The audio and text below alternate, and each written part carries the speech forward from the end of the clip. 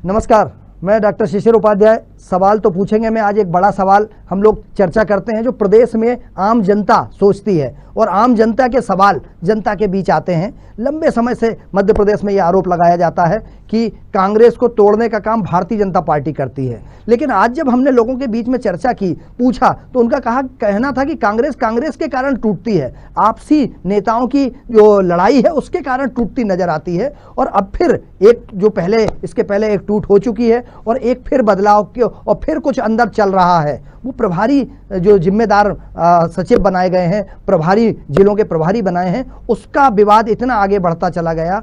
जो अजय सिंह राहुल भैया हैं, जो कद्दावर नेता हैं, नेता प्रतिपक्ष रहे हैं, और पूर्व प्रदेश कांग्रेस अध्यक्ष अरुण यादव, ये दोनों के तेवर और अंदर जिस तरीके की बात चल रही है उससे ऐसा लगता है कि शायद अंदर खाने कुछ चल रहा है। और क्या चल रहा है यह तो आने वाले समय में ही बताया जाएगा और जनता देखेगी। लेकिन कांग्रेस के कारण अब इसमें भाजपा का हाथ तो नहीं हो सकता कि अगर आपस में ही एक दूसरे का विरोध हो रहा है, अगर अजय सिंह जी चौधरी राकेश सिंह का विरोध करते हैं तो ये अंदरूनी कहीं ना कहीं बात है। दूसरा, कांग्रेस में दिग्विजय सिंह जी हों या कमलनाथ जी हों, आम कार्यकर्ता के साथ मान लीजिए विपक्ष में बैठे हैं तो संघर्ष में कहां नजर आ रहे हैं, कहां दिख रहे हैं कांग्रेस को मजबूत करते? क्या कांग्रेस मध्य प्रदेश में रसातल में जा रही है? क्या कांग्रेस मध्य प्रदेश में धीरे धीरे फिर एक बंटवारे की तरफ बढ़ रही है, या फिर कोई एक बड़ी टूट हो सकती है? हम इसी मुद्दे पर सवाल पूछेंगे, कांग्रेस के नेताओं से पूछेंगे और राहुल गांधी जी से पूछेंगे कि क्यों कांग्रेस को बचाने की कोशिश नहीं की जा रही है, कहां कमी रह जाती है। इस मुद्दे पर चर्चा करने के लिए हमारे साथ वरिष्ठ पत्रकार, समीक्षक, समालोचक और राजनीतिक विश्लेषक के रूप में कृष्णमोहन झा जी हैं, हम उनका स्वागत करते हैं। हमारे साथ इसी मुद्दे पर चर्चा करने के लिए पूर्व पार्षद और वरिष्ठ भारतीय जनता पार्टी के नेता किशन सूर्यवंशी जी हैं, हम उनका स्वागत करते हैं। हमारे साथ भोपाल में कांग्रेस के जिला कार्यकारी अध्यक्ष हैं श्री राहुल सिंह राठौर जी, हम उनका स्वागत करते हैं। और हम एक और समीक्षक के रूप में, राजनीतिक विश्लेषक के रूप में साकेत शर्मा जी जुड़े हैं। साकेत जी, आपका भी हम स्वागत करते हैं।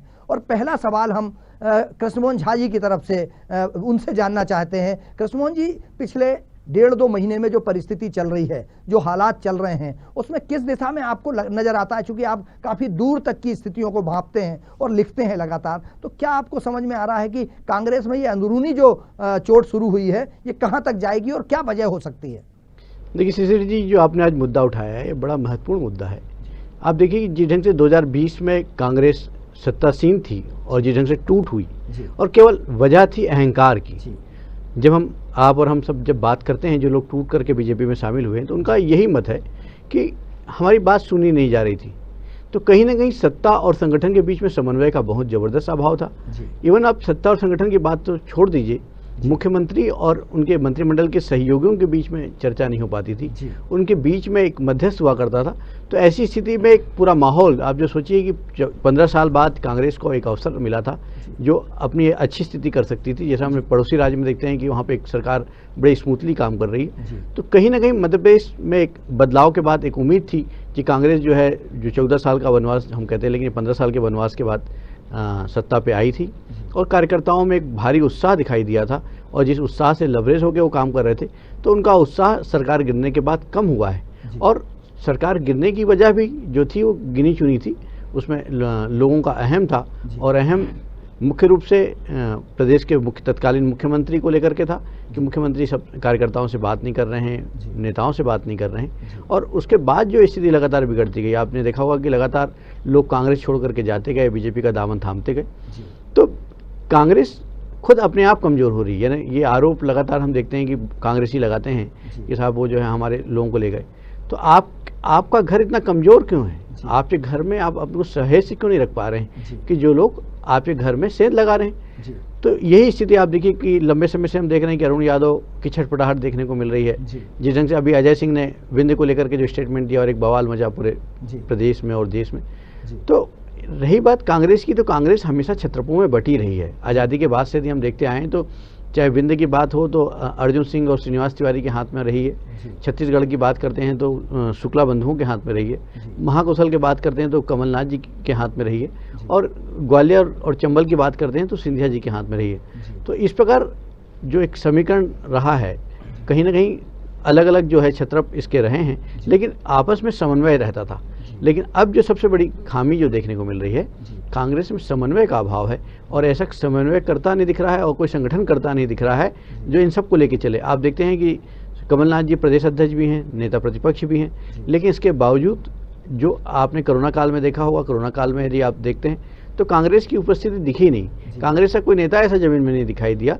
आज आप कहीं दूर मत जाइए, आप दिग्विजय सिंह जी को देखिए, दिग्विजय सिंह राज्यसभा सदस्य हैं, पूर्व मुख्यमंत्री हैं, अभी उनके पास कोई दायित्व नहीं, लेकिन अभी लगातार लोगों से उनकी मेल मुलाकातों का दौर है। अभी जो पत्रकार कोरोना में दिवंगत हुए, जिनके परिवार में कहीं ना कहीं कोरोना से मृत्यु हुई, जो कांग्रेसी कार्यकर्ता जो खत्म हुए, तो उनके घर में सतत संपर्क बनाए हुए हैं, तो कहीं ना कहीं कार्यकर्ताओं में उत्साह का संचार है। और यदि मैं कहूँ कि 2018 में यदि सरकार आई थी तो दिग्विजय सिंह के यत्न से आई थी, उनके परिश्रम से आई थी, और उनकी जो नर्मदा सेवा यात्रा उन्होंने की थी, पंगत में संगत उन्होंने जो किया था, ये सब जो चीज़ें थी, तो उसने एक माहौल खींचा था।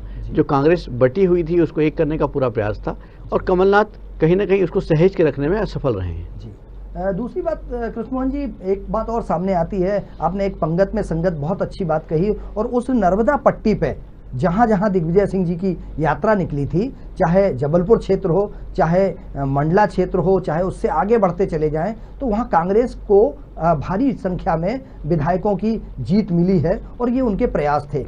जब दिग्विजय सिंह जी आम आदमी के लिए सहजता से उपलब्ध हो सकते हैं, तो हमारे नेता प्रतिपक्ष के रूप में, प्रदेश कांग्रेस के अध्यक्ष के रूप में, कभी एक भी कार्यकर्ता का सुख दुख हाल चाल जानने के लिए उनके पास समय नहीं है। तो क्या मजबूर है हाईकमान ऐसे अहंकारी नेता को थोपे रखने के लिए? क्योंकि इसी तरीके का, मैं छत्तीसगढ़ गया, भूपेश बघेल जी मुख्यमंत्री हैं, बड़े आदर के साथ मिले, बहुत अच्छे से मिले, बड़े अच्छे से बात करी। जब मैं राजस्थान गया तो वहाँ के मुख्यमंत्री, वहाँ के मंत्रियों से अच्छे से मुलाकात हो जाती। लेकिन कांग्रेस के इतने बड़े नेता को अगर जिम्मेदारी दे दी गई है, लेकिन वो अपने किस अहंकार में रहते हैं कि आम आदमी क्या पार्टी के कार्यकर्ता विधायकों से मुलाकात नहीं कर पाते हैं?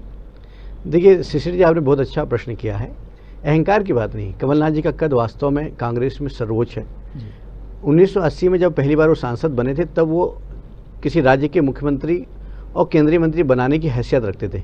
उस समय भी नारा था इंदिरा गांधी के जो 3 पुत्र कहलाते थे, तो संजय, राजू और कमलनाथ, 3 के नारे चलते थे, और उनका दबदबा जबरदस्त रहा है। एक कॉर्पोरेट में आप जब देखते हैं, 1980 से लेकर के आज तक की राजनीति में देखते हैं, तो कमलनाथ जी अपने क्षेत्र को बहुत मजबूत करके चले। छिंदवाड़ा की बात करते हैं, छिंदवाड़ा लोकसभा में उनका बड़ा वर्चस्व रहा है, और छिंदवाड़ा और उसके बाद थोड़ा सा उन्होंने पांव पसारने का प्रयास किया, तो महाकौशल में उन्होंने काफ़ी कुछ किया, लेकिन जो दबदबा उनका छिंदवाड़ा में था, वो दबदबा कहीं और नहीं रहा। और हम पूरे उनके मुख्यमंत्रित्व काल में, क्योंकि मैं बहुत करीब से उनको जानता हूँ, क्योंकि मैं मंडला का रहने वाला हूँ, तो मैंने उनके कार्यकाल को देखा भी है, उनके क्षेत्र को भी देखा है, तो मैं जानता हूँ कि जो उनका कार्यकाल था वो एक अलग टाइप का था। यानी जो जमीनी स्तर के जो नेता होते हैं, लोगों से मेल मिलाप करने वाले नेता होते हैं, जिस ढंग से दिग्विजय सिंह है, तो दिग्विजय सिंह जी का एक व्यक्तित्व बिल्कुल सरल सहज है। आप किस पार्टी से हैं, आप क्या करते हैं, क्या नहीं करते हैं, ये उनसे उसको कोई सरोकार उनको नहीं है। वो हर एक व्यक्ति के दुख दर्द को सुनते हैं। जैसा कि आप कह रहे थे कि नर्मदा पट्टी में उनकी यात्रा है, मैं आज यहाँ कोट करना चाहता हूँ कि मैंने बहुत अध्ययन किया नर्मदा जी पे, नर्मदा जी का, जो कि मेरे को बहुत आशीर्वाद भी प्राप्त हुआ है, और मैंने बहुत लोगों को परिक्रमा करते देखा, लेकिन इतना त्याग किसी राजा का मैंने कभी नहीं देखा। और उस त्याग में विधिवत जो नर्मदा परिक्रमा के जो सारे रूल्स थे, उसको फॉलो करते हुए उन्होंने श्रम के साथ परिक्रमा पूरी की थी, और उनके इस कार्य में उनके पूरे परिवार ने उनका सहयोग दिया था। तो निश्चित रूप से मां नर्मदा ने उस आशीर्वाद स्वरूप प्रदेश में कांग्रेस को सरकार सौंपी थी, और आप देखिए कि ये उनका ही यत्न था। और जितने भी जो मंत्री गए हैं, आज भी वो कहते हैं कि दिग्विजय सिंह यदि ये मुख्यमंत्री होते, दिग्विजय सिंह यदि संगठन करता होते, तो वो सरकार को चला ले जाते। तो जो आपने कहा कि कमलनाथ जी का अहम, तो कमलनाथ जी अब अहम, इतना बड़ा आदमी जब वो 2nd नंबर या 3rd नंबर का हो केंद्र में, तो उसके लिए राज्य बहुत छोटा सा लगता है। उस राज्य को केवल वो ढोने का काम कर रहा है। मुझे लगता नहीं कि बहुत समय तक वो मध्य प्रदेश में अपनी सेवाएं देंगे, जिस से कांग्रेस बीजेपी आरोप भी लगाती रहती है। इसमें कोई दो राय नहीं कि वो आरोप लगाती है, क्योंकि उनके संघर्ष को जमीन पे हमने देखा नहीं, हमने कार्यकर्ताओं ने नहीं देखा। और आप तो ये बात आपने बहुत अच्छी की कि आपने कहा कि जब हम भूपेश बघेल से मिलते हैं, या गहलोत जी से मिलते हैं, या दिग्विजय सिंह जी से मिलते हैं, जबकि दिग्विजय सिंह जी के तमाम चैनल्स के जो मालिक हैं उनसे बहुत अच्छे संबंध है, लेकिन इसके बाद भी वो आपको बड़े सम्मान के साथ बैठाते हैं। लेकिन कमलनाथ जी में एक वो है कि वो तो एनडीटीवी के मालिक को भी जानते हैं, आपके साधना के मालिक को भी जानते हैं, तो उनको लगता है कि मैं मालिकों के साथ अपना काम चला लूंगा, तो कॉर्पोरेट के साथ उनको डील करने की आदत है। तो कहीं ना कहीं इसका नुकसान पार्टी को तो हुआ, पार्टी को जबरदस्त हुआ है। एक अवसर, स्वर्णिम अवसर जो मिला था वो हाथ से जा चुका है। और आप चूंकि देख रहे हैं कि आज वर्तमान परिस्थिति में जिस ढंग से कोरोना एक महामारी का रूप ले चुकी है, लोगों में एक ऐसी समस्या है कि उनकी जो बहुत सारी चीज़ें हैं हमने अपने लोगों को बिछड़ते हुए देखा है। तो वैसे संघर्ष के दौर में जो विपक्ष को जिस ढंग से सत्ता दल के साथ कदम ताल करना चाहिए था वो देखने को नहीं मिला है। बिल्कुल। हमारे साथ साकेत शर्मा जी हैं। साकेत जी, आपने कृष्णमोहन झा जी की बात सुनी, आप मुझे सुन पा रहे हैं साकेत जी? साकेत शर्मा जी, आप मुझे सुन पा रहे हैं? जी सर। जैसे कि आपने अभी कृष्णमोहन झा जी की बात सुनी, आपको लगता है कि कांग्रेस सिर्फ बड़े छत्रप के कारण धीरे धीरे धीरे धीरे खत्म होने की कगार पर जा रही है, क्योंकि जो नेता प्रतिपक्ष हैं, जो प्रदेश कांग्रेस अध्यक्ष हैं, वो निष्क्रिय हैं, कांग्रेस कार्यालय में सन्नाटा पसरा रहता है, वो ज्यादातर समय बाहर रहते हैं, और रहते भी हैं तो छिंदवाड़ा से उनका लेना देना है, मध्य प्रदेश के किसी और कार्यकर्ता से उनका वास्ता नहीं है। तो ये कारण जो एक फिर से एक बार अंदर जो टूट की परिस्थिति बन रही है, उसके लिए यही कारण जिम्मेदार है, या कहा जाता है कि कांग्रेस जब टूटी थी तो उसके लिए 100% कमलनाथ जी जिम्मेदार थे, क्योंकि ज्योतिरादित्य जी ने कहा कि मैं अगर समस्याएं समाधान नहीं हुआ तो मैं सड़क पर उतर जाऊंगा, उन्होंने कहा सड़क पर उतर जाइए, उन्होंने अपना समर्थन खींच लिया और वो सड़क पर, सरकारी सड़क पर आ गई।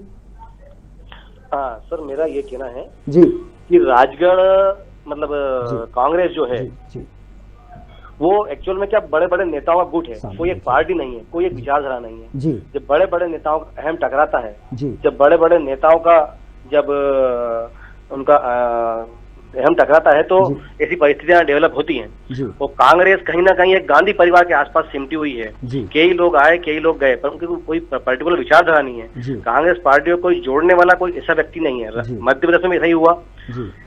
कमलनाथ जी भले ही मुख्यमंत्री थे, परंतु कहीं ना कहीं अंदर दिग्विजय सिंह जी उनको चला रहे थे। सरकार का पूरा मॉनिटरिंग दिग्विजय सिंह जी के हाथ में था, कोई ये माने या नहीं माने। कृष्णमोहन झा जी ने अभी जो बोला कि कमलनाथ जी पूर्णतः जिम्मेदार है, मुझे लगता है कमलनाथ जी का व्यवहार तो जिम्मेदार होगा ही, क्योंकि वो डायरेक्ट फील्ड की राजनीति में नहीं रहे। वो फील्ड की राजनीति उन्होंने करी नहीं, बड़े बड़े पदों पर है, बड़े बड़े स्तर पर है, उद्योगपति भी स्वभाव से भी हैं और मूल से भी हैं, परंतु दिग्विजय सिंह जी कहीं कहीं अंदर थे। और जो उन्होंने कहा था सिंधिया जी से कि सड़क पर उतर जाओ, उसके पीछे भी कहीं ना कहीं दिग्विजय सिंह जी का ही कॉन्फिडेंट उनको लग रहा था कि दिग्विजय सिंह जी मेरे साथ हैं, वो मुझे संभाल लेंगे। कांग्रेस पार्टी केवल एक के कारण एक तो तकलीफ क्या है उन्होंने कि कोई निर्णय क्षमता नहीं है उनके पास, कोई निर्णय करने की ताकत नहीं है उनके पास। अब आप देखो राजस्थान में है, राजस्थान में गहलोत मुख्यमंत्री है, वहाँ राहुल गांधी का इतना प्रभाव नहीं है। पंजाब है, वो अमृतसर है, परंतु वहाँ राहुल गांधी का इतना प्रभाव नहीं है। मध्य प्रदेश में भी दिग्विजय सिंह कमलनाथ जी हैं, पर राहुल गांधी का इतना प्रभाव नहीं है। जहाँ जहाँ सरकार है वहाँ छत्रप अपने आप में राज कर रहे हैं। कहने के लिए भले कांग्रेस होगी, सोनिया गांधी भले अध्यक्ष है उसकी, परंतु वहाँ पे उतना प्रभावी वो लोग नहीं है। इसलिए कहीं ना कहीं मुझे लगता है कि जो कांग्रेस में टूट हो रही है, जो कांग्रेस में बिखराव हो रहा है, वो एक उनके नेतृत्व के फेलियर के कारण हो रहा है। उनका नेतृत्व पूरी तरह फेल है। वो एकता में बांध नहीं सकता किसी को, वो एक के ऊपर हाथ रखता है और दूसरे को क्रश कर देता है। वहीं भारतीय जनता पार्टी में ऐसा है कि यहाँ पे ऐसे लोग हैं, ऐसा संगठन है, ऐसा मात संगठन है कि नेताओं में आपसी कई बार तकलीफ होने के बाद भी कुछ लोग ऐसे हैं जो भारतीय जनता पार्टी को एक रखने में ताकत रखते हैं। वो बड़े से बड़े नेता को भी चुप कर देते हैं और बड़े से बड़े नेताओं को ठीक कर देते हैं और छोटे छोटे कार्यकर्ताओं को भी साथ में लेकर चलने की क्षमता रखते हैं। इसलिए भारतीय जनता पार्टी 15 साल से और केंद्र में इतनी छोटे स्तर से उठ के आई है और लगातार आती जा रही है। कांग्रेस पार्टी चूंकि एक उनका मूल है, बस उनने राहुल गांधी ने जो बात कह दी उसको ही फॉलो करना। वो लोग मानते हैं, वो लोग समझते हैं कि ये बात गलत है, ये बात सही नहीं कहना चाहिए। उसके बाद भी चूंकि उनकी मजबूरी है, उनका केडर है, वो बोलते जा रहे हैं। एक बंदे ने बोल दिया, कंटिन्यू बोल रहे हैं। राम मंदिर से मुद्दे पे उन्होंने राजनीति करने का प्रयास करा। राम मंदिर में कोई भी बात है तो वो होगी, ऐसा ही मुझे कहना है। सिंधिया जी ने कोई कांग्रेस से छोड़ा तो कोई भारतीय जनता पार्टी ने कोई उनको बोला नहीं था आप आइए। भारतीय जनता पार्टी उनने कहा, उनको तकलीफ थी, उनसे बोला सड़क पर उतर जाओ, वो भारतीय जनता पार्टी में आए। हमने उनका स्वागत किया, उनको मान सम्मान दिया, उनको उनके सारे मूलताओं को स्वीकार करा। उन्हें भारतीय जनता पार्टी का मूल जो केडर है, जो उनका मूल विचारधारा है, उसको अपने में आत्मसात किया। उनके कई भाषणों में अभी भी लगता है कि मैं भारतीय जनता पार्टी में आया हूँ, यहाँ पे संगठन बेस्ड पार्टी है, ये संगठन के स्तर पर काम करती है, यहाँ पे हर कार्यकर्ता का सम्मान होता है, इसलिए मैं भारतीय जनता पार्टी में आया हूँ। वो कहीं ना कहीं कांग्रेस पार्टी में उनको सम्मान नहीं मिला जिसके वो हकदार थे। साकेत जी, आप चूंकि आपने सुरेश सोनी जी के साथ काम किया, आपने माथुर साहब के साथ काम किया और संघ के बड़े बड़े नेताओं के साथ आप रह के काम करते हैं, आपको क्या अंतर समझ में आता है कांग्रेस के नेताओं में और संघ और भाजपा के नेताओं के साथ काम करने में?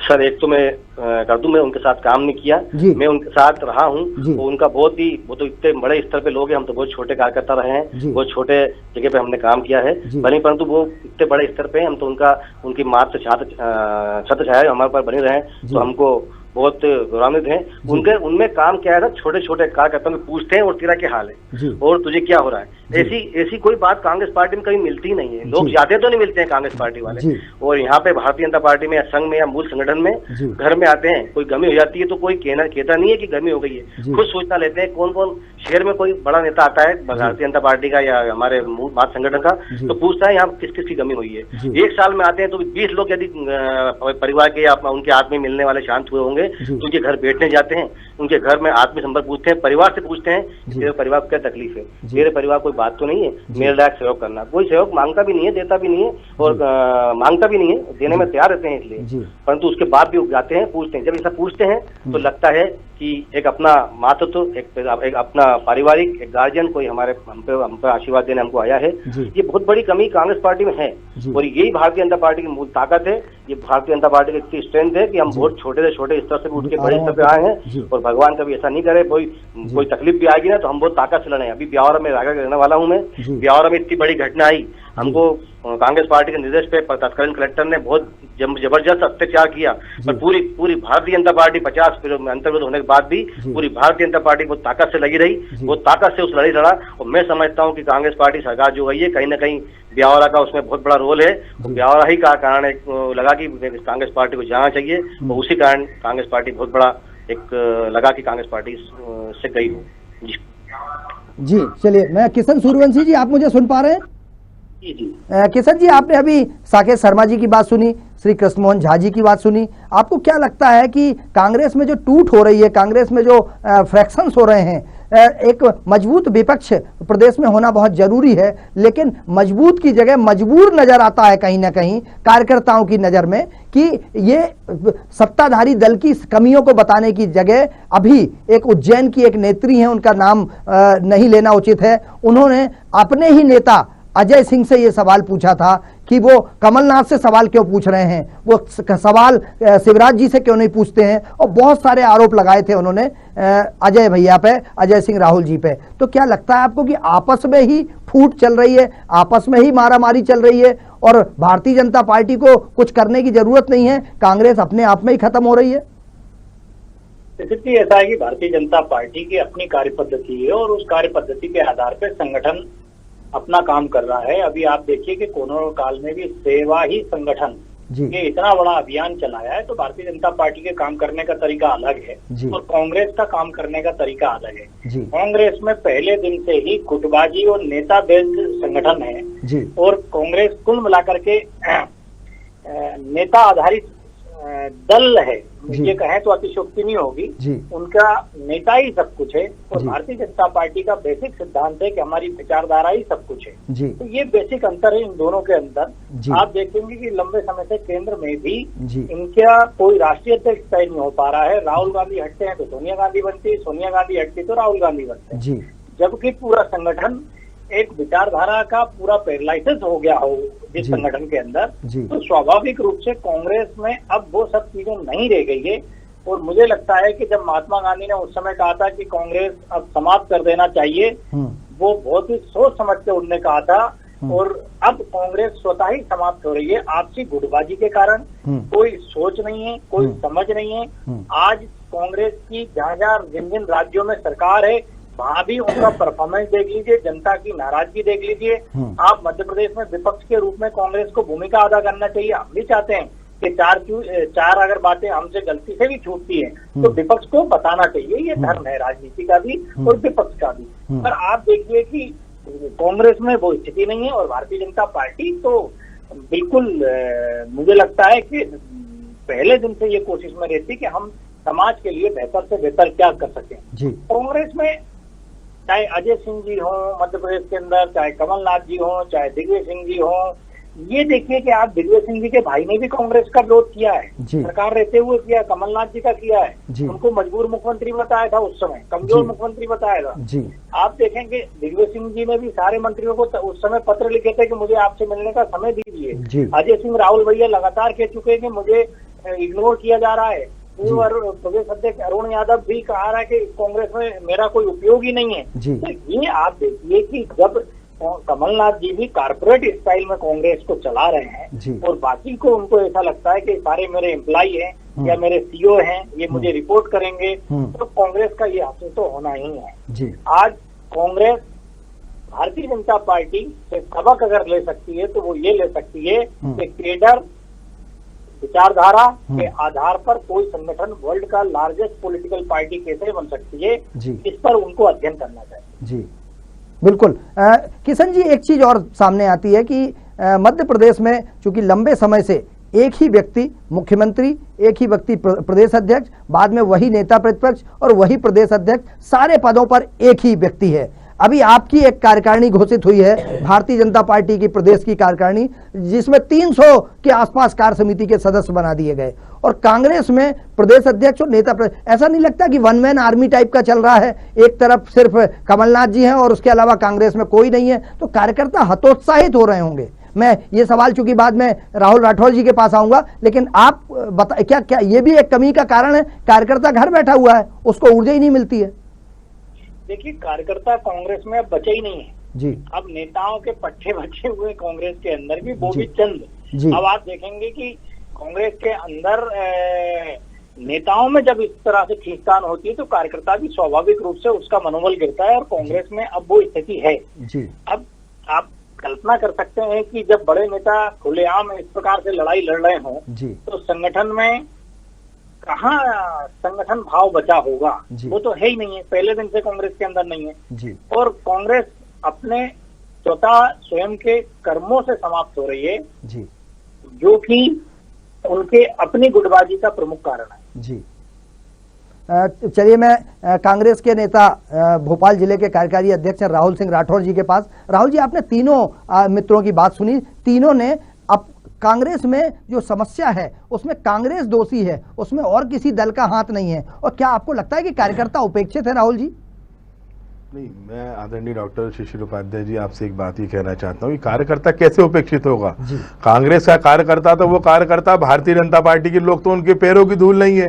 2003 से हम विपक्ष में थे, 2018 तक हमने संघर्ष करा, हमने सरकार बनाई, 15 महीने हमारी सरकार चली, हम कार्यकर्ताओं को बाकायदा सम्मान मिला। कितनी बार कमलनाथ जी से मिल पाए आप? मैं कई बार मिल चुका हूँ कमलनाथ जी से, और कमलनाथ जी के नियम है। आरोप लगाते थे कि हमसे मुलाकात का टाइम ही नहीं है, मंत्री कहते थे हमारे पास। प्रद्युम्न सिंह जी का बयान है कि प्रद्युम्न सिंह जी ने कहा कि हमें मिलने का टाइम नहीं देते। प्रद्युम्न सिंह तोमर जी इसलिए कहते थे कि भारतीय जनता पार्टी से 35-40 करोड़ की डीलिंग चल रही थी, तो प्रद्युम्न सिंह तोमर, गोविंद सिंह राजपूत और इमरती देवी ये तो कहेंगे इनको तो 50-50 करोड़ का ऑफर मिला था, ये तो गद्दार है। आज भी इनको पूरा हिंदुस्तान क्या पूरा मध्य प्रदेश की 7.5 करोड़ जनता इन गद्दारों को, इन छल कपटियों को, इन दोगलों को जयचंद कहती है। ज्योतिरादित्य सिंधिया वो गद्दार था जो डीलिंग कर रहा था, पैसों की डील कर रहा था, जिसको जब सड़क पर उतरना था, ठीक है कमलनाथ जी ने कहा सड़क पर उतर जाओ, कमलनाथ जी स्वाभिमानी थे, वो ये सब नहीं करना चाहते थे। आज ज्योतिरादित्य सिंधिया कहां थे जब ग्वालियर में कोरोना चरम पर था, लोग इंजेक्शन मांग रहे थे, ऑक्सीजन मांग रहे थे, तो वो दिल्ली में बैठे थे। जब इनको क्यों नहीं सड़क पर उतरना था? आज ज्योतिरादित्य सिंधिया क्यों नहीं सड़क पर उतर रहा है जब 110 रुपए का पेट्रोल हो गया, 200 रुपए का सरसों का तेल हो गया? मध्य प्रदेश में विश्व की सबसे कमजोर सरकार आज शिवराज सिंह चौहान जी के नेतृत्व में चल रही है, जब ज्योतिरादित्य सिंधिया क्यों सड़क पर नहीं उतर रहे? आज अगर कांग्रेस में गुटबाजी की बात की जाती है तो कांग्रेस विपक्ष में, पहले हमें गुटबाजी उस पार्टी की देखनी चाहिए जिस पार्टी की कैबिनेट में मध्य प्रदेश के मुख्यमंत्री से मध्य प्रदेश के गृह मंत्री पंडित नरोत्तम मिश्रा जी की बहस होती है, जिसको पूरा हिंदुस्तान देखता है। आज कैलाश विजयवर्गीय जी जो बंगाल की हार के नायक हैं, कोरोना काल में गायब थे, पर वो भोपाल आते हैं तो बंगले टू बंगले भाजपा के नेताओं की मीटिंग चलती है। ये कौन सी गुटबाजी का हिस्सा है? आज प्रहलाद पटेल जी जैसे नेता आते हैं, वो बंगले टू बंगले जाते हैं, जयमान सिंह पवैया के घर सिंधिया जी जाते हैं, शिवराज जी घर जाते हैं, डिनर होता है, लंच होता है। इतना विरोध कैबिनेट में होता है कि मध्य प्रदेश के मुख्यमंत्री को भोपाल जिले से 50 किलोमीटर दूर सीहोर में जाके बैठक करनी पड़ रही है, ताकि मीडिया ना देख ले, कोई बात ना आ जाए। अंदर खाने में जो लड़ाई चल रही है इतने जोरों पर चल रही है। उत्तर प्रदेश में बुरा हाल है। उत्तर प्रदेश का उप मुख्यमंत्री सीधे कह रहा है कि योगी जी कोई मुख्यमंत्री का चेहरा नहीं है, कोई कुछ भी कह रहा है। और हमारे मध्य प्रदेश के मुख्यमंत्री प्रधानमंत्री से मिलने जाते हैं तो उनको तीसरी कुर्सी पर बिठाया जाता, 2 कुर्सी छोड़कर। जहां पे 5 मुख्यमंत्री बैठे थे, बल्कि माननीय कमलनाथ जी भी उस कुर्सी पर बैठे थे, उस स्थान पर उन्हें ना बिठा के दूर बिठाया जाता है, दूर से उनसे बात की जाती है। तो मध्य प्रदेश की भारतीय जनता पार्टी मंथन कर ले, मध्य प्रदेश की 7.5 करोड़ जनता को बर्बादी की ओर इस प्रदेश को ले जा रहे हैं। आज देखा कोरोना काल में भाजपा ने क्या हाल करा, कौन सड़कों पर उतरा। आपके जो हमारे बीच जो समीक्षक साहब बैठे हैं, वो बड़ी बड़ी कुछ अच्छे उदाहरण बता रहे थे, मैं उनसे कहीं बहस नहीं करना चाहता, पर आप मुझे ये बताइए कोरोना काल में भाजपा के लोग कहां थे? कौन से आरएसएस के लोग थे?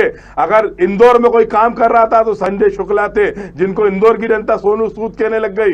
ग्वालियर में प्रवीण पाठक विधायक कर रहे थे, भोपाल में पीसी शर्मा कर रहे थे, जबलपुर में विवेक तनखा जी कर रहे थे। कांग्रेस का कार्यकर्ता उस समय भी जनता की विपक्ष के रूप में हर संभव मदद कर रहा था। कमलनाथ जी ने ऑक्सीजन की मदद करी, दिग्विजय सिंह जी ने करी, राहुल भैया ने करी, अरुण यादव जी ने करी। कांग्रेस के सारे नेता मदद कर रहे थे और सरकार से हम बाकायदा निवेदन कर रहे थे। जब माननीय कमलनाथ जी ने कहा कि 1 लाख से ज्यादा मौतें इस प्रदेश में हुई है, तो कमलनाथ जी की आपने एफआईआर कर दी। अगर कमलनाथ जी कोई सवाल उठाते हैं तो उनके ऊपर अनगनत आरोप लगाए जाते हैं, उनकी आवाज को दबाने का प्रयास इस सत्ता करती है। पर इस प्रदेश के सबसे बड़े पेपर दैनिक भास्कर ने छापा कि 1,57,000 डाटा बताया सरकारी की इतनी मृत्यु इस मध्य प्रदेश में हुई। उन मुख्यमंत्री का जिम्मेदार कौन है? आज विषय यह है, भाजपा के लोग और समीक्षक साहब मुझे जवाब दें, आरएसएस क्यों नहीं प्रश्न उठाती? आज मेरे भगवान श्री राम का चंदा 18.5 करोड़, 2 करोड़ की जमीन 18.5 करोड़ में बेची जाती है। मध्य प्रदेश की जनता ने वो चंदा दिया था। चलिए राहुल जी, चलिए हम विषय से बाहर हो रहे हैं। विषय से बाहर नहीं जा रहा। राहुल जी एक बात बताइए, मेरे एक सवाल का जवाब दीजिए। 1 लाख मौतों का कमलनाथ जी ने कहा, भोपाल में बहुत सारे कार्यकर्ता, बहुत सारे पत्रकार मित्र, बहुत सारे जनप्रतिनिधियों की मौत हो जाती है। कहां है वो नेता प्रतिपक्ष? कहां है वो प्रदेश कांग्रेस अध्यक्ष? दिग्विजय सिंह जी घर घर जा रहे हैं, लेकिन क्या कांग्रेस के प्रदेश अध्यक्ष एक के भी घर गए? कितनी बार किस घरों में गए? कहीं नजर आए पूरे कोरोना काल में? सिवाय अंदर बैठने के अलावा, छिंदवाड़ा जाने के अलावा उन्होंने क्या किया? आप बताइए, कांग्रेस कार्यकर्ताओं को कितना संबल दिया उन्होंने? अगर दिग्विजय सिंह जी हर एक के घर चले जा सकते हैं, तो क्या इतने अहंकारी हो गए हैं हमारे बड़े नेता कि वो नहीं जा सकते? वो हो सकता है, जैसा कृष्ण मोहन जी ने कहा, उनका कद बहुत बड़ा था, बहुत बड़े थे, तो मध्य प्रदेश में क्यों आए भैया? जनता की सेवा के नाम पे सिर्फ इस अहंकार को थोपने आए हो क्या? मैं आपको बताता हूं, मध्य प्रदेश में कमलनाथ जी इसलिए आए कि उनसे राहुल गांधी जी, सोनिया गांधी जी और मध्य प्रदेश के कांग्रेस कार्यकर्ताओं ने अनुरोध करा। वो मध्य प्रदेश कांग्रेस के अध्यक्ष बने, सरकार बनी, मुख्यमंत्री बने। 15 महीने सारे पदों पे क्यों बैठे रहे? कार्यकर्ताओं पे भरोसा नहीं था उनको? क्यों निगम मंडल अध्यक्ष नहीं बनाए? क्यों प्रदेश कांग्रेस अध्यक्ष नहीं बनाया? खुद सारे पदों पर क्यों बैठे रहे? अगर सत्ता लोलुप नहीं थे तो कार्यकर्ताओं की कब सुनेंगे? 24 जून को शिवराज जी के 15 महीने हो जाएंगे। आप मुझे बताइए कितने निगम मंडल अध्यक्ष भारतीय जनता पार्टी ने बनाए? कितने सदस्यों की नियुक्ति हुई? हाँ, निगम मंडल अध्यक्ष गद्दारों को बनाया, प्रद्युमन लोधी को, राहुल लोधी को, और जो कांग्रेस से जो लोग आ रहे हैं उन्हें बनाया जा रहा है। कांग्रेस के लोगों को ऑफर दिया जा रहा है कि आप भाजपा में आइए, आपको सरकार में गाड़े पद दिए जाएंगे, पैसा दिया जाएगा। हमारे विधायकों को तोड़ने का षड्यंत्र किया जाता। भाजपा के लोग तो सिर्फ दरी उठा रहे हैं। आज भी जो मंत्री बन के बैठे हैं वो कांग्रेस से गए हुए लोग हैं। भाजपा के लोगों का कहीं अनादर नई सरकार में हो रहा है। माननीय कमलनाथ जी से जितना बना उन्होंने कार्यकर्ताओं के लिए करा। मैं इस कोरोना काल में बता रहा हूं, नहीं, दिग्विजय सिंह जी जैसे घर घर जा रहे हैं वो, लेकिन कमलनाथ जी कितने घरों में गए? क्या मध्य प्रदेश कांग्रेस अध्यक्ष सिर्फ छिंदवाड़ा के हैं? या मध्य प्रदेश उनकी जिम्मेदारी नहीं है? क्या मध्य प्रदेश में अगर 1 लाख मौतें उन्होंने कही हैं तो वो एक नाम ऐसा बता दें जिसके घर में गए? आप बताइए, भोपाल में किसके घर गए वो? इसका जवाब ये है कि आदरणीय राजा साहब दिग्विजय सिंह जी एक सहजता की पहचान है, कार्यकर्ताओं के नेता हैं। वो जैसे ही भोपाल आए उनको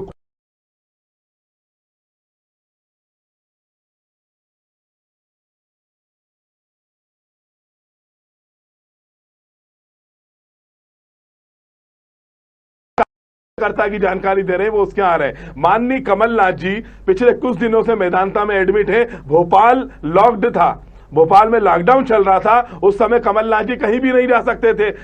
अनलॉक होने के बाद वो उनकी तबीयत खराब हो गई, वो मेदांता में एडमिट है। अब जब वो भोपाल आएंगे तो उन कार्यकर्ताओं के यहाँ जाएंगे। दूसरी बात, माननीय प्रदेश अध्यक्ष कमलनाथ जी ने सभी को पत्र दिया है, फोन पर उनके परिजनों से बात करिए और जो भी मदद वो कार्यकर्ताओं की कर सकते हैं वो करेंगे। और 1 लाख जो मृत्यु हुई उसका जिम्मेदार उनने शिवराज सिंह चौहान जी को ठहराया।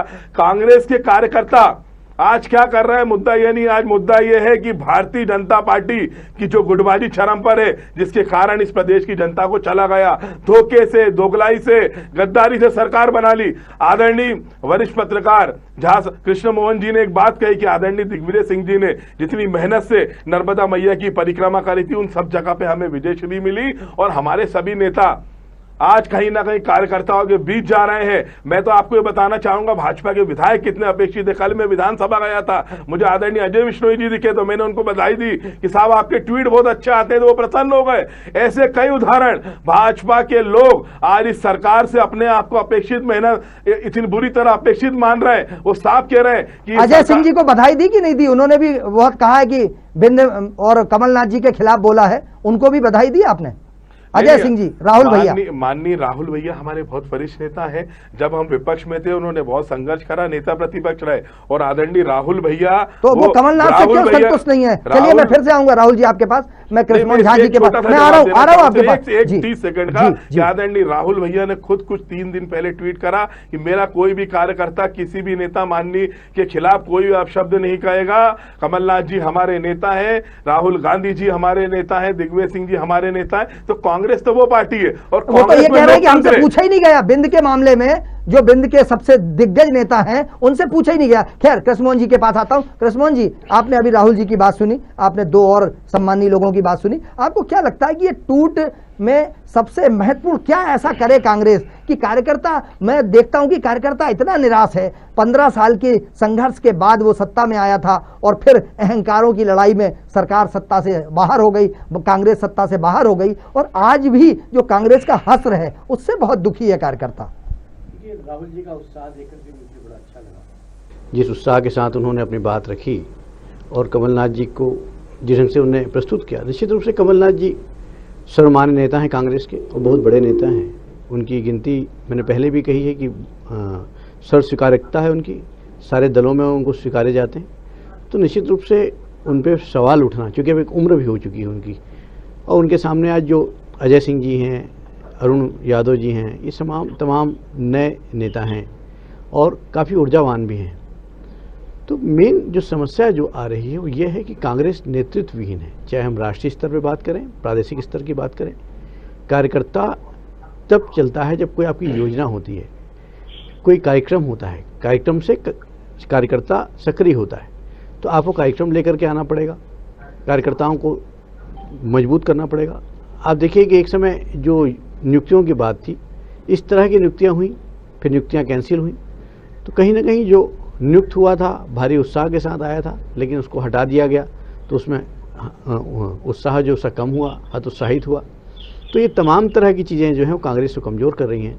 और राहुल जी के लिए एक सबसे बड़ी बात यह है कि राहुल जी यहाँ कह रहे हैं कि हम आपके परिवार की चर्चा कर रहे हैं, हम भाजपा की चर्चा करने नहीं आए। जब पहले हम अपना घर मजबूत करेंगे, आपको तो अपना घर देखना चाहिए, आपको अपने घर की बात करना चाहिए, वनस्पत दूसरे पे आरोप लगाने के लिए। आप आज ये सोचिए कि आज आप पे आरोप क्यों लग रहा है, आज आप मीडिया पे क्यों आ रहे हैं। मीडिया आपके घर से, आपने प्रश्न खड़ा किया, अजय सिंह ने आरोप लगाया, अरुण यादव ने बात करी, तब तो मीडिया की सुर्खियों में बने हैं आप।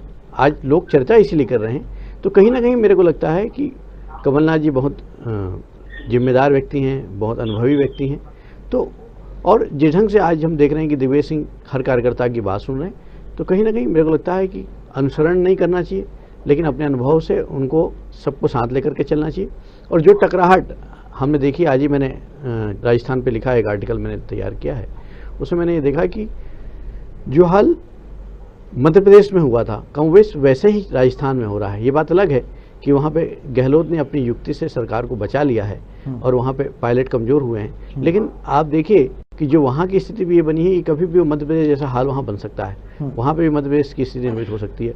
इसी ढंग से आप देखिए पंजाब में भी जो है भारी नाराजगी है। तो जहाँ जहाँ सरकारें हैं वहाँ आप छत्तीसगढ़ में देखिए कि 2.5 साल का वो है करार है, तो 2.5 साल के करार होने के बाद वहाँ पे भी एक विस्फोटक स्थिति निर्मित होने की संभावना दिखाई देती है। दूसरी बात, एक कृष्ण जी एक और सवाल इसी के आप कंटिन्यू इसका अभी थोड़ा सा दर्शकों को हमारे बताएंगे कि क्या इन परिस्थितियों में कमलनाथ के कारण मध्य प्रदेश में कांग्रेस का ये हश्र हो रहा है, राजस्थान में गहलोत जी के कारण कांग्रेस का ये हश्र हो रहा है, और वहाँ पंजाब में वहाँ के मुख्यमंत्री अरविंदर सिंह जी के कारण हश्र हो रहा है, ये हाईकमान को नहीं दिखता क्या? क्या वो भी कांग्रेस की बर्बादी का आंख बंद करके वहां से देख रहे हैं? वो कोई मतलब उनको कोई मतलब नहीं है कि कांग्रेस बर्बाद होती रहे। अगर उस समय मध्य प्रदेश का प्रदेश कांग्रेस अध्यक्ष ज्योतिरादित्य सिंधिया जी को बना दिया गया होता तो शायद कांग्रेस नहीं टूटती। यह राज्यसभा की लड़ाई थी, 2 राज्यसभा में जा रहे थे दिग्विजय सिंह जी और ज्योतिरादित्य सिंधिया जी, ऐसी चर्चाएं थी। तो क्या ये ऊपर बैठे लोग भी नहीं देख रहे हैं क्या सर? देखिए शिशिर जी, बहुत महत्वपूर्ण प्रश्न आपने किया। यदि मैं एक समीक्षक के तौर पर देखता हूँ तो जिस ढंग से राहुल गांधी ने एक बात कही थी, इस देश में विपक्ष की जो महत्वपूर्ण भूमिका का निर्वहन यदि मेरी नज़रों में कोई किया है तो राहुल गांधी ने किया था। वो अकेले पड़ गए थे। लोकसभा चुनाव के बाद उन्होंने कहा कि जो हमारे बड़े नेता हैं, उन्होंने बिल्कुल इंगित भी किया था कमलनाथ के ऊपर और चिदम्बरम के ऊपर कि ये लोग केवल अपने बच्चों को बचाने में लग गए, अपने बच्चों के कैरियर को संवारने में लग गए। और उन्होंने कहा था कि एक नया नेता मिलना चाहिए, और उन्होंने कहा था कि मैं चाहता हूँ कि इस जगह पे कोई युवा को अवसर मिले। और आप देख रहे हैं कि युवा किस ढंग से हतोत्साहित हो रहा है। जितिन प्रसाद आप बीजेपी में जा रहे हैं, सचिन पायलट अपनी छटपटाहट महसूस कर रहे हैं, सिंधिया जो है बीजेपी के हो चुके हैं, और ऐसे बहुत सारे लोग हैं। G23 एक पूरा दल तैयार हो जाता है गुलाम नबी आज़ाद के मार्गदर्शन में, है ना। तो एक पूरी टीम खड़ी हो जाती है जो कांग्रेस का विरोध करती है, शीर्ष नेतृत्व का विरोध करती है। तो ये चिंता उनको करनी है। जो 125 साल पुरानी जो राजनीतिक पार्टी है, जिसका गांव-गांव में जनाधार रहा है, अब वो कहीं न कहीं उसका जनाधार खोता जा रहा है। राज्य की सरकारें जो हैं खत्म होती जा रही है। आप पश्चिम बंगाल के चुनाव परिणाम देख लीजिए, अब बिहार का चुनाव परिणाम देख लीजिए, अब यूपी में स्थिति देख लीजिए। तो तमाम जगह इनको चिंतन मनन की जरूरत है, जब तक कि राष्ट्रीय स्तर पर, क्योंकि की टंकी तो सबसे महत्वपूर्ण चीज यह है कि और पूरी योजना के साथ आप जानते हैं कि जब कोई आपदा आती है तो आपदा में सबसे अवसर, जो सबसे ज़्यादा अच्छा अवसर बेहतर परफॉर्मेंस का जो होता है वो प्राप्त होता है। तो कहीं ना कहीं कांग्रेस उसमें विफल रही है। और आप देख लीजिए जिस ढंग से हम पश्चिम बंगाल में देखते हैं कि ममता बनर्जी ने अपने आप को जिस ढंग से साबित किया, उससे कहीं ना कहीं एक पूरे देश के अंदर पे वो एक मजबूत विपक्ष के रूप में दिखाई दे रही हैं। लोगों में उनमें बहुत सारी संभावनाएं दिखाई दे रही है। तो जो जिस ढंग से राहुल गांधी का एक ग्राफ उठा था वो अब कम हो गया। लोग ममता जी को जिस ढंग से देखने लगे। एक समय यदि आपको ध्यान होगा तो दिल्ली में जिस ढंग से आप पार्टी खड़ी हुई थी तो अरविंद केजरीवाल को एक संभावना के रूप में तलाशने लगे थे। तो जो क्षेत्रीय छत्रप हैं वो बड़े होने लगे हैं और राष्ट्रीय पार्टियां जो हैं वो क्षेत्रीय पार्टी के रूप लेने लगी हैं। यदि यही हाल रहा तो कांग्रेस जो है बिल्कुल छोटे छोटे राज्यों में सिमट जाएगी। बिल्कुल, अगर यही परिस्थिति रही तो बहुत नुकसान हो सकता है कांग्रेस को। मैं शर्मा जी के पास आना चाहता हूं। शर्मा जी, साकेत शर्मा जी, आप मुझे सुन पा रहे हैं? जी। जैसा कृष्णमोहन जी ने कहा, क्या कांग्रेस अपनों के कारण, उसमें भाजपा का हाथ नहीं, अपनों के कारण, अपने गिले शिकवे के कारण, और ये जो लड़ाइयाँ चल रही हैं, इन लड़ाइयों को हाईकमान बैठा इग्नोर कर रहा है? क्योंकि आज मध्य प्रदेश का कांग्रेस कार्यकर्ता शिकायत करने किसके पास जाए? कमलनाथ जी नेता प्रतिपक्ष हैं, कमलनाथ जी प्रदेश अध्यक्ष हैं, और कोई दूसरा नंबर ही नहीं है यहाँ पे। एकल खिड़की व्यवस्था है यहाँ पे कि आप उनसे अब उनकी शिकायत करने के लिए अजय सिंह जी को ऐसी परिस्थिति बनाना पड़ती है कि उन्हें कहना पड़ता है कि हमसे कोई नहीं पूछा गया। तो क्या सिर्फ वन मैन आर्मी के रूप में कांग्रेस में जो स्थिति चल रही है उसके कारण कांग्रेस को नुकसान हो सकता है? नहीं, नुकसान तो हो ही रहा है जी, क्योंकि वन मैन आर्मी मैं आर्मी भी शब्द वन में नहीं हो गया, वो आर्मी कहाँ रही है, बताओ मुझे कहाँ रही। गहलोत साहब यदि मुख्यमंत्री हैं तो आप कह रहे इग्नोर नहीं कर रहे, इग्नोर अगर मान लो आप गौर भी कर लें तो भी उनके हाथ में कुछ है नहीं, राहुल गांधी जी और प्रियंका जी के हाथ में। वो चाह के भी सचिन पायलट जी को मुख्यमंत्री नहीं बना सकते, वो चाह रहे हैं तो भी नहीं बना सकते हैं। अमृतसर के वहाँ पे सिद्धू जी को नहीं बना सकते हैं वो, मतलब वो उनके चाह के भी वो काम नहीं कर सकते, इतना पावरफुल नेटवर्क अब कांग्रेस पार्टी। जैसा कृष्ण मोहन जी ने कहा कि क्षेत्रीय छत्रप इतने हावी हो गए हैं कि राहुल जी असहाय हो जाते हैं, आपका ये कहने का अभिप्राय? बिल्कुल नहीं, असहाय क्या हमारा ताकतवर नहीं है सर, छत्रप भी सरकार लेके आ रहे हैं, छत्रप क्यों नहीं चाहेगा, मैं सरकार लेके आया हुआ तो मैं क्यों नहीं चाहूंगा, मैं ही रहूं, ये तो एक तकलीफ आती है। मैं राठौर जी का थोड़ा जवाब देना चाहता हूं, उन्होंने कहा था कि कांग्रेस पार्टी के लोग बहुत सेवा कर रहे हैं, सेवा नहीं कर रहे थे वो पी शर्मा साहब ने लपाड़ा मारा था आके डॉक्टर को, वो लपाड़ा ना मारा था, आप सुनिए तो आप झूठ ना बोले, किसने किसको लपाड़ा मारा था, आप क्या वर्ड बोल रहे हैं, आप गलत बात कर रहे हैं। पीसी शर्मा जी ने किसको लपाड़ा मारा, कौन से चैनल में आपने देखा, कौन सा वीडियो देखा? मैं भी राजधानी में रहता हूँ, आप भी राजधानी में रहते हैं, आप झूठ ना बोले सर, आरएसएस भाजपा की भाषा आप बोल रहे हैं। पीसी शर्मा जी ने किसको लपाड़ा मारा? अभी आपसे आपको क्षमा मांगनी चाहिए, आपको झूठ नहीं बोलना चाहिए। आप बड़े हैं मेरे से, ब्राह्मण है, बड़े भाई है, पर आप गलत शब्दों का प्रयोग कर रहे हैं सर। जरूरत नहीं होती है, हर बात कहने की जरूरत नहीं होती साहब। नहीं, क्या नहीं कहना जी, पीसी शर्मा जी ने किसको लपाड़ा मारा? पीसी शर्मा जी ने एक शब्द नहीं कहा था, वहाँ एक विवाद हुआ, उसके लिए जो भी हुआ उन्होंने माफी मांगी, बात वहाँ हो गई। जो पीसी शर्मा जी ने सेवा करी वो आपको नहीं दिख रही है, कितने लोगों की मदद करी? कहा था रामेश्वर शर्मा, कहा थे विश्वास सारंग, कहा थे भोपाल के विधायक, एक नाम बता दो, कहा थे आरएसएस के लोग? हॉस्पिटल गए थे, किसी गरीब की मदद करने गए थे पीसी शर्मा जी, और किसी ने किसी को तमाचा नहीं मारा। ये आरएसएस भाजपा का फैलाया हुआ प्रोपेगेंडा है। आप समीक्षक बन के बैठे, आप निष्पक्ष बात करिए। केवल भारत अभी टीकाकरण हो रहा है, टीकाकरण में अनशन बातें बोल रहे हैं, टीकाकरण पहले बोला टीकाकरण नहीं कर रहा है, टीकाकरण हो रहा है तो बोल रहे हैं कि मत कराओ। अरे वैक्सीन करने के लिए सुनिए, क्या टीकाकरण हो रहा है? आज युवा लाइनों में लग रहा है, 2-2 किलोमीटर की लाइन लग रही है वैक्सीन के लिए। आज वैक्सीन के लिए स्लॉट नहीं मिल रहा है। 24 घंटे वैक्सीनेशन भोपाल में चालू कराइए, बोलिए शिवराज जी को। भोपाल, इंदौर, जबलपुर, ग्वालियर में 24 घंटे वैक्सीनेशन चालू कराइए। आएंगे पहले अपन उनकी बात सुनिए, मैं आपके पास आऊंगा। कभी क्या कोई विचारधारा ही नहीं, कोई आपका लाइन ही नहीं आपकी कुछ भी। कभी क्या देश के सबसे बड़े काला बाजार भोपाल में हुई, इंदौर में हुई, तब आप लोग क्यों नहीं बता रहे? आप बहुत अच्छे पेपर से काम करिए। 1,57,000 मौतें मध्य प्रदेश में हुई, आप बताएंगे समीक्षक साहब, इसका जिम्मेदार कौन है? राहुल गांधी जी हैं, कमलनाथ जी हैं, कांग्रेस पार्टी है, दिग्विजय सिंह जी हैं, राहुल भैया, अरुण यादव जी है।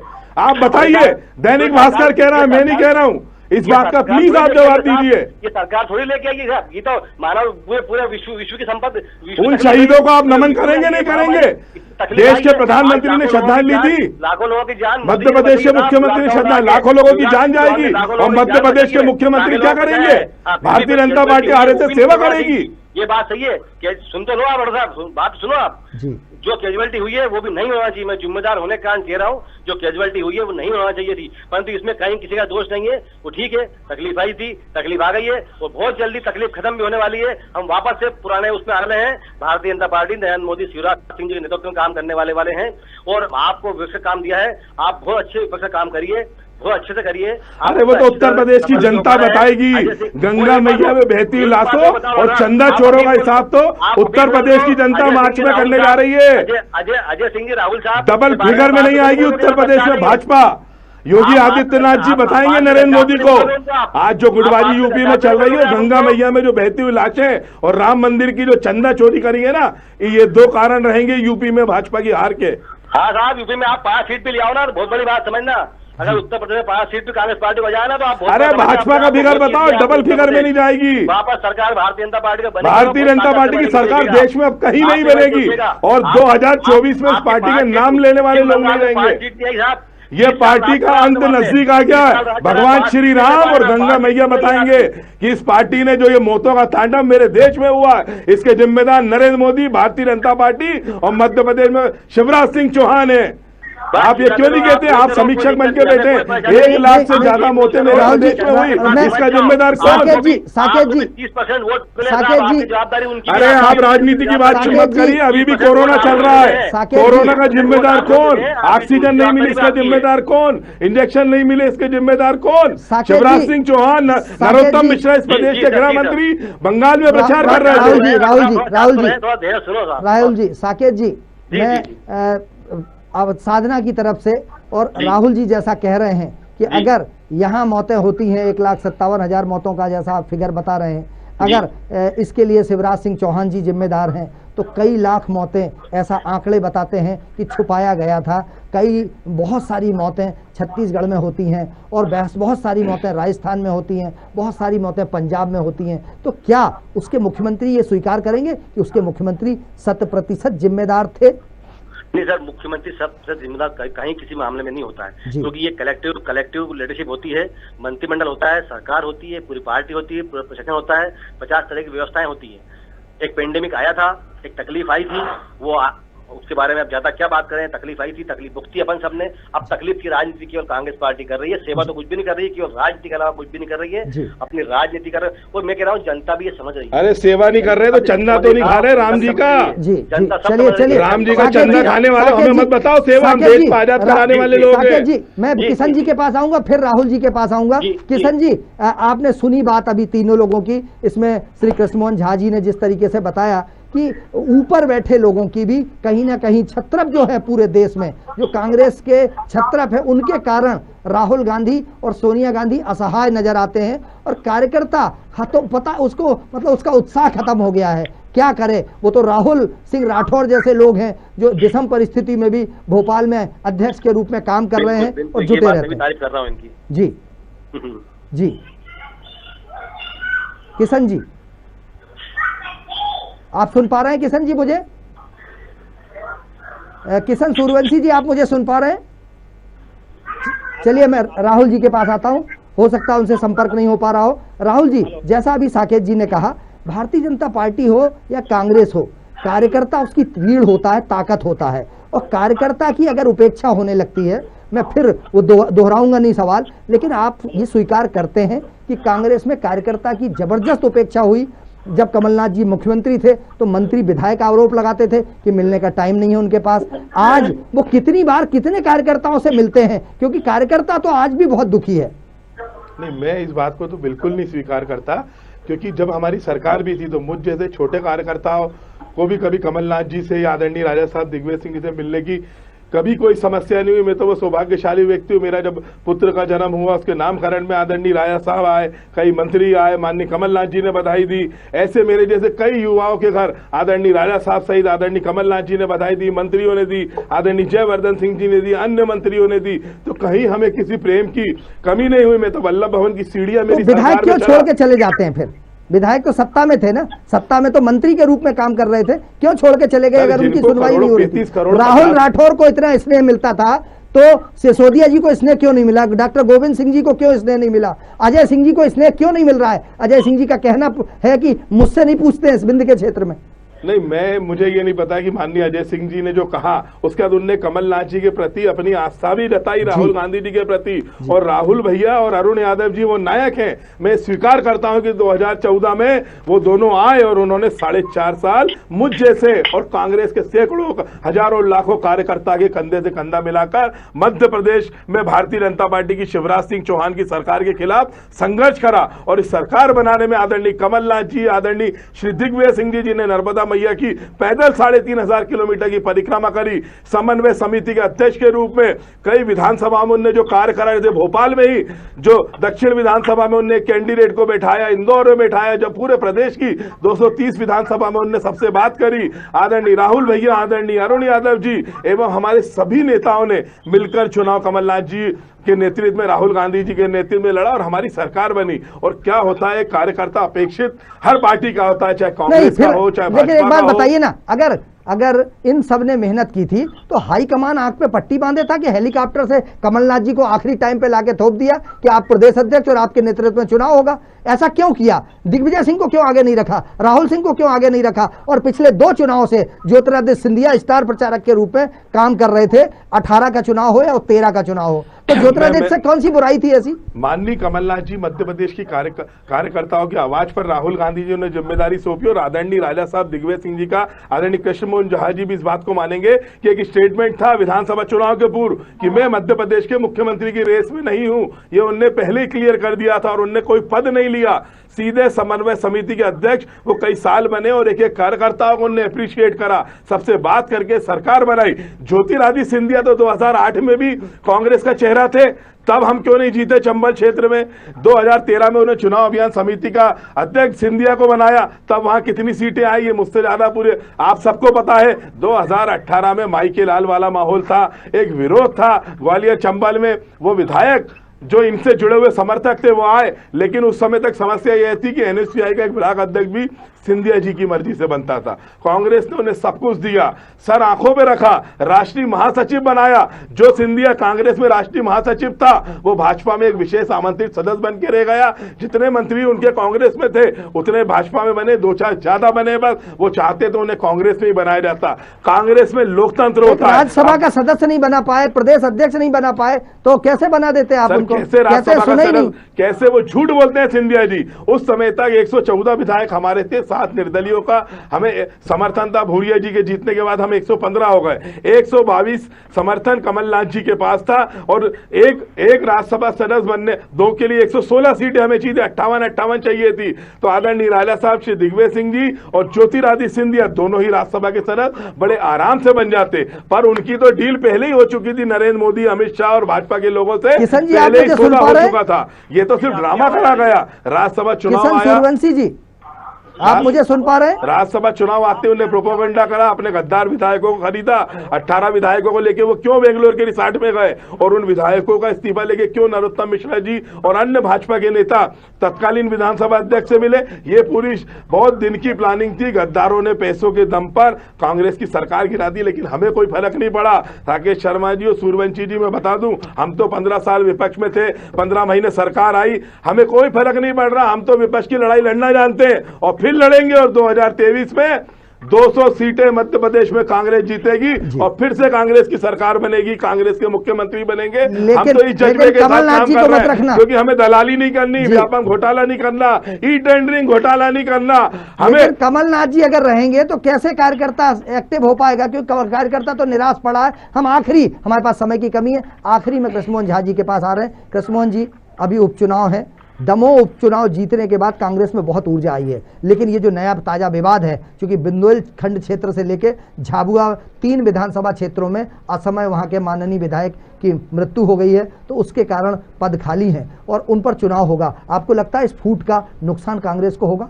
देखिए, निश्चित रूप से जो अभी 3 चुनाव हैं, ज्वल किशोर वागड़ी जी खत्म हो गए हैं जी, और ब्रजेंद्र प्रताप सिंह खत्म हुए हैं, और कांति लाल भूरिया के परिवार की जो कलावती भूरिया थी वो खत्म हुई। तो कहीं ना कहीं दोनों ही राजनीतिक दलों के सामने बहुत बड़ी चुनौती होगी। और चूंकि कांग्रेस के पास खोने को कुछ नहीं है, पाने को बहुत कुछ है, तो कांग्रेस पूरी ताकत लगाएगी। लेकिन जो अभी वर्तमान स्थिति हो रही है, जो एक मेल मुलाकात का दौर शुरू हो चुका है और जो आपसी जो खींचतान मची हुई है, तो कहीं ना कहीं ये बड़ी नुकसानदेह है। और मेरे को लगता है कि यदि समय रहते इस पर नियंत्रित नहीं किया गया, नियंत्रण प्राप्त नहीं किया गया, तो ये और विकराल रूप लेगी और कांग्रेस को बहुत नुकसान हो सकता है। बिल्कुल, कांग्रेस के छत्रप अगर दिल्ली में बैठ के और मध्य प्रदेश में बैठ के इस बहस को देख रहे हो तो कांग्रेस का कार्यकर्ता निराश है। यह अलग बात है कि कुछ लोग अच्छी ऊर्जा वाली बात करते हैं, लेकिन कांग्रेस का कार्यकर्ता इस लड़ाई से निराश है। और यही वजह है कि कांग्रेस के कार्यकर्ता को अगर ऊर्जा देना है तो एकजुट तो होना पड़ेगा, और आने वाला चुनाव भी है। अगर सब लोग एकजुट होते हैं तभी एक अच्छे विपक्ष की भूमिका में आ सकते हैं।